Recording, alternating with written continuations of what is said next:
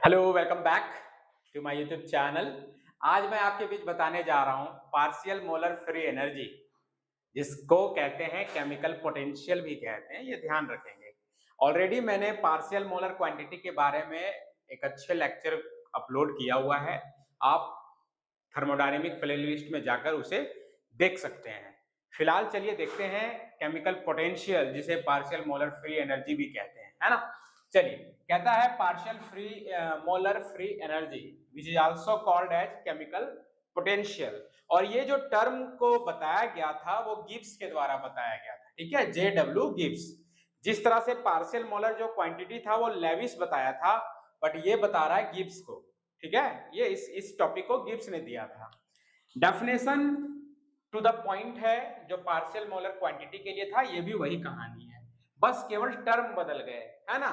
यहाँ पे partial molar free energy के बारे में जो लिया है, जैसे पार्शियल मोलर क्वांटिटी में हमने एक्सटेंसिव प्रॉपर्टी को जिक्र किया था, और एक्सटेंसिव प्रॉपर्टी में जो भी आते हैं सारे पार्शियल मोलर क्वांटिटी में काउंट हो जाएंगे। तो यहाँ पर जो मेरा जो एक्सटेंसिव प्रॉपर्टी लिया गया है वो है फ्री एनर्जी, और यही जो है कहलाता है पार्शियल मोलर फ्री एनर्जी। चलिए उसका डेफिनेशन देखते हैं। कहता है partial molar free energy of a substance is evidently the change in free energy of the system that results on the addition of 1 mole of that particular substance at a constant temperature and pressure to such a large quantity of the system that there is no appreciable change in the overall composition of the system. Overall इसका simple Hindi में अगर कहूं तो यही है कि extensive property free energy है एक सिस्टम का, पार्टिकुलरली एक सबस्टांस का कह सकते हैं।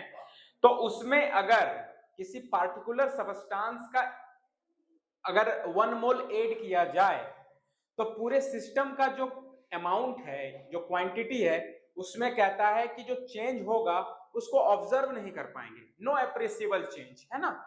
There is no appreciable change का मतलब ही वही होता है कि जैसे आपको एग्जांपल दिया है कि भरे हुए लोटे में या फिर भरा हुआ बाल्टी में एक बूंद वाटर बाहर कर दो तो क्या कुछ फर्क पड़ता है क्या?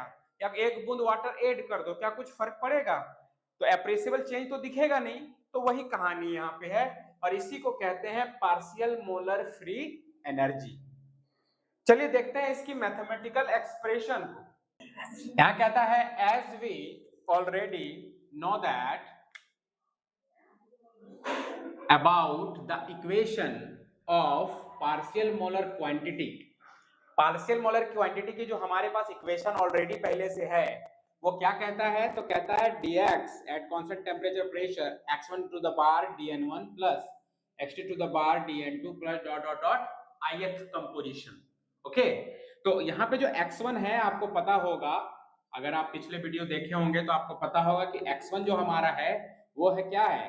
dx बाय dn1, यही तो है, और कुछ तो है नहीं। यही वाला टर्म हमारा यहाँ पे है जो पार्शियल मोलर क्वांटिटी कहलाता है, ठीक है ना।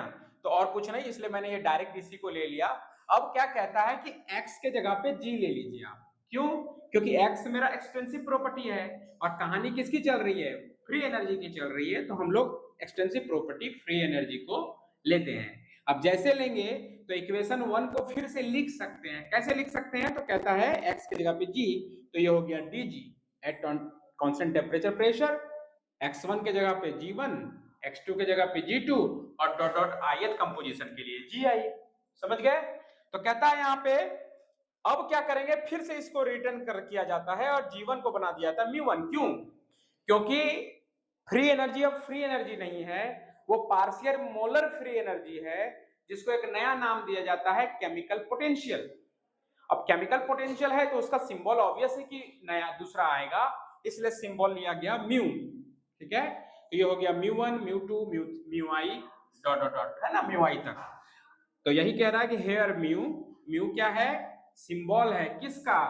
पार्शियल मोलर फ्री एनर्जी का, यानी ये वाला हो गया partial molar free energy of first component, second component and ith component. मतलब जितना सिस्टम है कंपोनेंट, जिस सिस्टम में जितने कंपोनेंट है सबके लिए ये क्या है? Chemical potential. कहता है कि which is also termed as, यानी कि ये पार्शियल मोलर फ्री एनर्जी को ही कहा जाता है केमिकल पोटेंशियल। आई होप आपको यहां तक समझ आया। चलिए अब देखते हैं physical significance of chemical potential. Just like a physical significance और molar physical molar quantities, partial molar quantities, उसी तरह हम लोग देखेंगे पार्शियल मोलर फ्री एनर्जी की कुछ फिजिकल सिग्निफिकेंस। तो कहता है कि ये एक इंटेंसिव प्रॉपर्टी है। ऑब्वियस है कि केमिकल पोटेंशियल का नाम है पार्शियल मोलर फ्री एनर्जी, यानी पार्शियल मोलर फिजिकल क्वांटिटी या फिर मोलर क्वांटिटी या फिर मोलर प्रॉपर्टी। तो ऑब्वियस है ये वो इंटेंसिव था, तो ये भी क्या रहेगा, इंटेंसिव प्रॉपर्टी। इसकी एक अपनी क्वालिटी है, अपनी एक नेचर है कि ये एक स्केपिंग टेंडेंसी है। केमिकल पोटेंशियल की टेंडेंसी कैसी है, स्केपिंग की।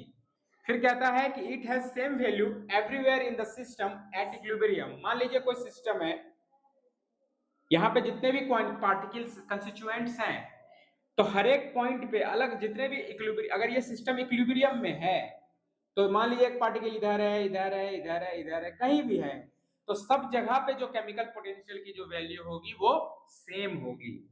फिर कहता है कि the matter tends to flow, दो टेंड्स आ गया, इसको हटा दीजिए, tends to flow spontaneously from high chemical potential to that of low chemical potential. कहने का मतलब सिस्टम से अगर कोई मैटर दूसरे सिस्टम में अगर मान लीजिए अगर फ्लो हो रहा है, तो कंस्टिट्यूएंट्स जो फ्लो होगा हाई केमिकल पोटेंशियल से लो केमिकल पोटेंशियल की ओर फ्लो होगा। ठीक है, आई होप आपको ये टॉपिक, छोटी सी टॉपिक केमिकल पोटेंशियल की आपको समझ आया होगा। तो लाइक करें, शेयर करें, कमेंट भी करें। मिलते हैं नेक्स्ट लेक्चर में। Thank you.